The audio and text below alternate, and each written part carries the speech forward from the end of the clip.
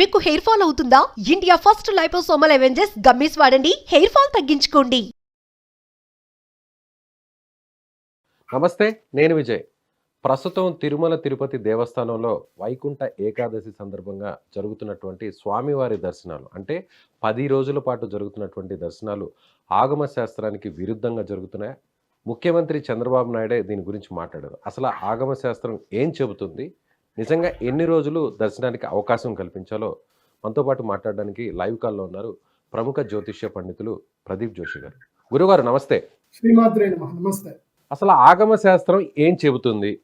వైకుంఠ ఏకాదశి సందర్భంగా ఒకరోజు మాత్రమే దర్శన భాగ్యం కల్పించాలా, లేదంటే ప్రస్తుతం జరుగుతున్నట్లుగా 10 రోజుల వరకు అవకాశం ఇవ్వవచ్చా ఉత్తర ద్వార దర్శనం ద్వారా? శ్రీ గురుభ్యో నమః. శ్రీమాత్రే. ఇప్పుడు ఇది వైకుంఠ ఏకాదశి అని అంటారు. దీన్ని ఉత్థాన ఏకాదశి అని కూడా అంటారు.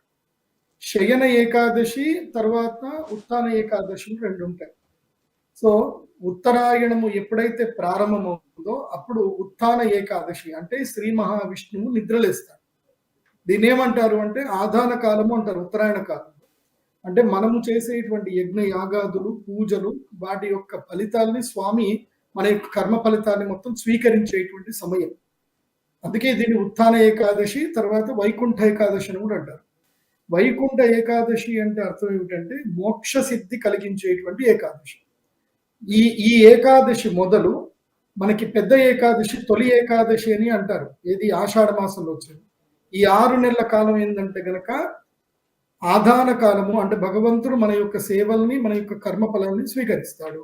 అందులో ఈ వైకుంఠ ఏకాదశి రోజు వైకుంఠ ద్వార దర్శనం చేయాలి అని ఏంటంటే గనక ఆగమశాస్త్ర నియమ ప్రకారం ఏంటంటే ఒక్క రోజు ఇది వైకుంఠ ద్వార దర్శనము అంటారు. పూర్వకాలములో సాక్షాత్తు శ్రీరామచంద్రుడే సరయు నదిలో తాను మునిగిపోయేటప్పుడు భక్తులందరినీ పిలిచాడు. ఇదే వైకుంఠ ఏకాదశి సమయంలో భక్తులందరినీ పిలిచాడు.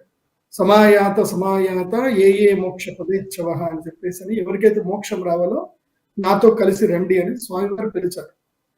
అందుకే వైకుంఠ ఏకాదశి రోజు ఉత్తర ద్వార దర్శనం అంటే ఉత్తర మార్గంలో వెళ్ళడానికి ఉత్తర ద్వార దర్శనం. అందుకే ఉత్తరాయణం ప్రారంభమవుతుంది కాబట్టి ఉత్తర ద్వార దర్శనం.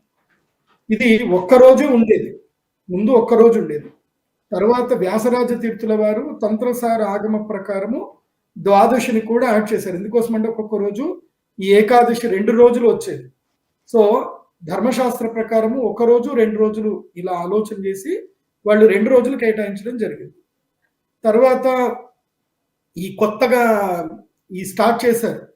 మరి భక్తుల యొక్క సౌలభ్యత అనుకోనో లేకపోతే డబ్బులు కావాలనో లేకపోతే వాళ్ళ ఇష్టారాజ్యమనో తెలియదు కానీ ఈ 10 రోజులది కొత్త ట్రెండ్ వీళ్ళు స్టార్ట్ చేసింది. వైవి సుబ్బారెడ్డి గారి యొక్క సమయంలో వచ్చింది.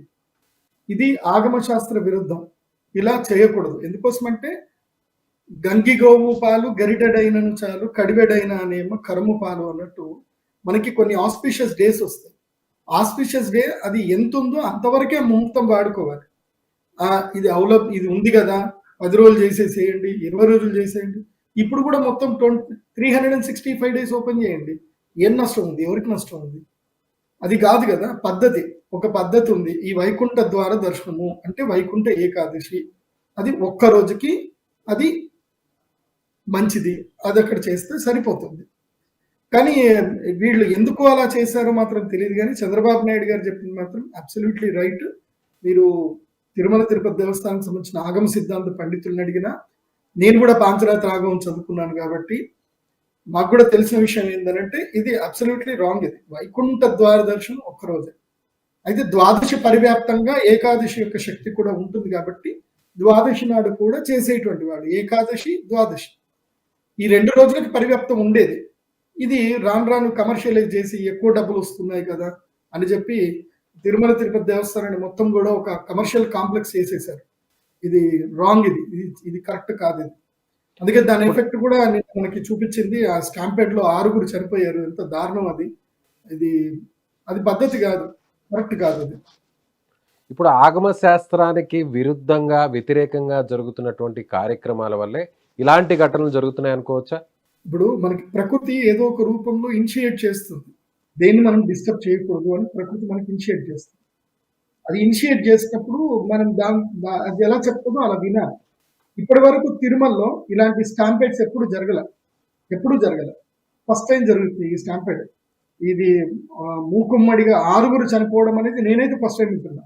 నాకు తెలిసి మీ న్యూస్ వాళ్ళకి ఇంకెక్కువ తెలిసి ఉంటుంది. ఇలా జనాలు చనిపోవడం నేను ఎప్పుడు చూడలేదు. స్వామివారి దర్శనం కోసం అని పోయి ఇలా జనాలు చనిపోవడము, దెబ్బలు తినడం ఇప్పటిదాకా చూడలేదు. ఇదేదో స్వామివారి మీద ద్వేషంతో ఎవరైనా చేస్తున్నారా అని మాత్రం ఇదైతే ఒక సింప్టమ్. ఏంటంటే మీరు విరుద్ధంగా వెళ్తున్నారు, ఇది ఒక సింప్టమ్. ఇంకోటి ఆ తిరుమల స్వామివారి యొక్క లడ్డూలు కూడా అబాస్పాలు అపవిత్రం చేస్తున్నారు, అపవిత్రం చేశారు. నేను ఇప్పటికి కూడా గౌరవ బిఆర్ నాయుడు గారికి, చైర్మన్ గారికి చెప్తున్నాను. ఎందుకోసమంటే గౌరవ ముఖ్యమంత్రి చంద్రబాబు నాయుడు గారికి, ఆయనకి చాలా బిజీ ఉంటారు కాబట్టి ఆయన ఆర్డర్ మాత్రం పాస్ చేయగలుగుతారు తప్ప 24/7 దీన్ని చూడలేరు. కాబట్టి నేను గౌరవ బిఆర్ నాయుడు గారికి కూడా చెప్పేది ఏంటంటే, మీరు ఆగమ శాస్త్ర పండితుల్ని కూర్చోబెట్టుకోండి. ఉత్తరాది మఠము, రాఘవేంద్ర స్వామి మఠము, కంచి కామకోటి పీఠాధిపతులు, అదేవిధంగా శృంగేరి పీఠాధిపతులు, రామానుజాచార్యుల పీఠాధిపతులు, ద్వారకా పీఠాధిపతులు, ఇలా కొన్ని పీఠాలు, ఒక అత్యంత కీలకమైనటువంటి భారతదేశంలో ఉన్నటువంటి పీఠాలు.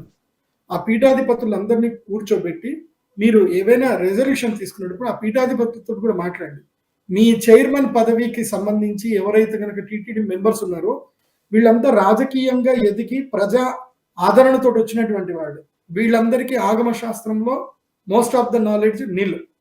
ఆగమ శాస్త్ర పండితులు, పీఠాధిపతులు. ఎందుకోసమంటే ఇవాళ తిరుమలకు ఒక వైశిష్ట్యత ఉంది. తిరుమలకు భక్తులు వస్తున్నారు అంటే కారణము మీ టీటీడీ మెంబర్ వల్ల కాదు, కారణము వెనుక ఉండేటువంటి పీఠాధిపతులు మాలాంటి జ్యోతిష్ శాస్త్ర పండితులు, శాస్త్ర పండితులు, చాగంటి కోటేశ్వరరావు గారు, వద్దిపర్తి పద్మాకర్ గారు, అలాగే సామవేదం షణ్ముఖ శర్మ గారు, గరికపాటి గారు, ఇలా మహానుభావులు ఎంతో మంది. మేమంతా కూడా తిరుమల వైశిష్ట్యత గురించి చెబుతున్నాం కాబట్టి ఆ వైశిష్ట్యత విని ప్రజలు ఎంతో నమ్మకంతో అక్కడికి వస్తున్నారు. అలాగే స్వామివారి మహత్యం, స్వామివారి గొప్పతనం గురించి కూడా భక్తులు మొక్కులు తీర్చుకుంటారు. అలాగే స్వామివారు కూడా అనేక వరాలు కూడా ఇస్తుంటారు. కాబట్టి ఎవరైనా కూడా, హైందవులుగా ఉన్న ఎవరైనా కూడా ఖచ్చితంగా తిరుమలకు వెళ్ళడం అనేది ఒక గొప్ప వరంగా భావిస్తారు మీరు చెప్పినట్టు. అలాగే ఇప్పుడు గతంలో టీటీడీ ఏదైనా ఒక నిర్ణయం తీసుకునేటప్పుడు, దీన్ని ఎక్స్టెండ్ చేసేటప్పుడు 1 రోజు లేదా 2 రోజుల నుంచి 10 రోజులకు పొడిగించేటప్పుడు ఇలా ఆగమ శాస్త్ర పండితుల్ని, మీరు చెప్పినట్టుగా పీఠాధిపతుల్ని కూర్చోబెట్టి ఏదన్నా సూచనలు, సలహాలు లాంటివి ఏమైనా తీసుకున్నారా గతంలో? లేదంటే డైరెక్ట్గా టీటీడీ ఆ నిర్ణయం తీసుకుందనుకోవచ్చా? ఒకటి, పివిఆర్కే ప్రసాద్ గారు తిరుమల తిరుపతి దేవస్థానంకి ఈవోగా ఉన్నన్ని రోజులు తిరుమలకి చాలా మార్పులు వచ్చాయి. తిరుమల చాలా అద్భుతంగా మారిపోయింది. ఆకాశగంగ కానివ్వండి, స్వామివారి యొక్క నిజరూప దర్శనం కానివ్వండి, చాలా ఆగమ శాస్త్ర ప్రకారం పివిఆర్కే ప్రసాద్ గారు తీసుకున్నారు. మీరు ఇప్పటికి కూడా అంతర్యామి పివిఆర్కే ప్రసాద్ గారు ఒక ఆర్టికల్స్ కూడా ఉన్నాయి, ఆయన పుస్తకం కూడా రాశారు. చౌత మీకు అర్థమవుతుంది. పివిఆర్కే ప్రసాద్ గారు ఉన్న రోజులు తిరుమలలో ఆగమ శాస్త్ర ప్రకారం బ్రహ్మాండంగా నడిచింది. కానీ ఎప్పుడైతే ఆయన మారారో, కొత్త చైర్మన్లు వీళ్ళు వచ్చారు, కొత్త పోకడ్లు అనేటివి ప్రారంభమయ్యాయి. అప్పటి వరకు ఈ యొక్క టెండర్ విధానం అనేది లేకపోయేది. లడ్డు విషయంలో కానివ్వండి, స్వామివారి ఆగమ శాస్త్ర విషయంలో కానివ్వండి, దర్శన విషయంలో కానివ్వండి, కొత్త పోకడ్లు ఉండేటివి కాదు. మఠాధిపతులు వాళ్ళు ఎలా చెప్తే అలాగే నడిచేది. కాకపోతే ఇప్పుడు కొన్ని కొత్త పోకడ్లు వచ్చేసాయి, అది మార్చాలి. ఆ తర్వాతనే ఇది ₹1,00,00,000 ఏదో స్కీమ్ తీసుకొచ్చారు. మీరు ₹1,00,00,000 పెడితే సంవత్సరంలో ఎవరైనా రావచ్చు అంటే స్వామివారిని పూర్తిగా కమర్షియలైజ్ చేసేసారు. స్వామివారి దగ్గర డబ్బులు లేకనా, మరి ఇది లేకనా కాదు. ఇప్పుడు కూడా సుప్రభాత సేవ కానీ, ఏదైనా సరే తోమాల సేవలు కానీ ఏమైనా కావాలి అంటే సామాన్యులకు దొరికేటట్టుగా లేదు. ఎవరైతే డబ్బులు పెట్టారో, ఆల్రెడీ బిఆర్ నాయుడు గారి సుమన్ టీవీకి ఇచ్చిన ఇంటర్వ్యూలోనే చెప్పారు, పూర్తిగా స్లాట్స్ అన్ని బుక్ అయిపోయాయి, మేము ఇప్పుడు దాన్ని అడ్జస్ట్ చేస్తున్నామని చెప్పి. అంటే సామాన్యులకి ఇది కమర్షియల్ కాంప్లెక్స్ చేసేసారు తిరుమల తిరుపతి దేవస్థానం అనేది, అది వాస్తవం. మొన్న బిఆర్ నాయుడు గారు కూడా అదే విషయం చెప్పారు. సో గతంలో ఈ నిర్ణయం తీసుకున్నప్పుడు ఎందుకు వ్యతిరేకించలేదు? పీఠాధిపతులు కావచ్చు, ఆగమ శాస్త్ర పండితులు కావచ్చు, మీరు కావచ్చు, ఇలా ఎందుకు వ్యతిరేకించలేదు? నేను ఆల్రెడీ వ్యతిరేకించాను. మేము ఆల్రెడీ దీని మీద కూడా డిబేట్ చేశాము. నేను తిరుమల తిరుపతి దేవస్థానానికి రైట్ టు ఇన్ఫర్మేషన్ యాక్ట్ ప్రకారం కూడా నేను పంపించాను. దానికి వాళ్ళు ఏం చెప్పారు అంటే, ఇది ప్రభుత్వ సంస్థ కాదు, ఇది ఒక ప్రైవేట్ సంస్థ, కాబట్టి మేము మీకు ఆన్సర్ ఇవ్వాల్సిన అవసరం లేదు అని చెప్పి రిజెక్ట్ చేశారు. అండ్ అప్పటి ప్రభుత్వం తీసుకున్నటువంటి నిర్ణయము అది ఎవరు కూడా చెప్పేటట్టుగా లేదు. ఎందుకోసమంటే ఒక ప్రభుత్వము ఏదైనా నిర్ణయం తీసుకుంది అనుకోండి, అధికారంలో వాళ్ళు ఉన్నప్పుడు ఎవరైనా ఏదైనా మాట్లాడారనుకోండి, వాళ్ళ మీద కేసులు పెట్టడము, ఇబ్బందులు పెట్టే పరిస్థితులు ఉండేవి. ఇప్పుడు కూడా ఏందంటే కనుక ఇప్పుడు అంతెందుకు ఆ పెద్దాయన ఆయన కూడా చెప్పారు. అప్పట్లో ఇది కరెక్ట్ కాదు. మీరు ఆగమ శాస్త్ర నియమాలను ఉల్లంఘిస్తున్నారు అని చెప్పి రమణ దీక్షితులు గారు కూడా అప్పుడు స్టేట్మెంట్ కూడా ఇచ్చారు. అది ఎవరు పెద్దగా పట్టించుకోలేదు. సరే ఒక మంచి జరిగింది అనుకుందామని అనుకున్నాము. 10 రోజులు ఇది కరెక్ట్ అయితే కాదు. ఆగమ శాస్త్ర ప్రకారం కాదు. కానీ ఒకటి ఈ వైకుంఠ ద్వార దర్శనం అనేది ఏంటంటే ఫెసిలిటేట్ చేయాలి అని అంటే మాత్రం చాలా కష్టం. ఎందుకోసమంటే నాకు నా అదృష్టరీత్యా నాకు ఒక్క రోజు అవకాశం దొరికింది. కాకపోతే ఒకటి సిస్టమ్ చేయాలి. వైకుంఠ ద్వార దర్శనం ఒక సిస్టమ్ చేయాలి. ఎందుకోసమంటే దీనికి మాత్రం సపరేట్గా ఒక కేటగిరైజ్ చేసి ఒక్కసారి దర్శనం చేసుకునేటువంటి వాళ్లకు మరోసారి దర్శనం లేదు అనేటువంటి చేయాలి. ఎందుకోసం ఒక జన్మ కాలానికి జీవిత కాలానికి వైకుంఠ ద్వార దర్శనం ఒక్కసారి సరిపోతుంది. ఎందుకంటే అందరికి అవకాశం కల్పించాలి. అది చేస్తే బాగుంటుంది. కానీ దీన్ని ఎక్స్టెండ్ చేసి 10 రోజులు చేస్తే అదైతే కరెక్ట్ అయితే కాదు. అది ఒకసారి అంటే ఇలా 10 రోజుల పాటు చేసేది ఓన్లీ తిరుమలలో మాత్రమేనా, లేదంటే వేరే ఆలయాల్లో కూడా ఇలాంటి వెసులుబాటు ఉందంటారా? 10 రోజులకి పొడిగించినట్టు వెసులుబాటు కల్పించారు. వైకుంఠ ద్వార దర్శనము ట్రెండ్ ఓన్లీ తిరుమల ఒక్కటి మాత్రమే. తిరుమలని చూసి అందరూ కూడా వైష్ణవాలయాలు ప్రారంభం చేశారు. ఇది పాంచరాత్ర ఆగమంలో ఉంటుంది, వైఖానస ఆగమంలో కూడా ఉంటుంది. ఇది కేవలం వైకుంఠ ఏకాదశి రోజు ఒక ద్వారం ఓపెన్ చేస్తారు.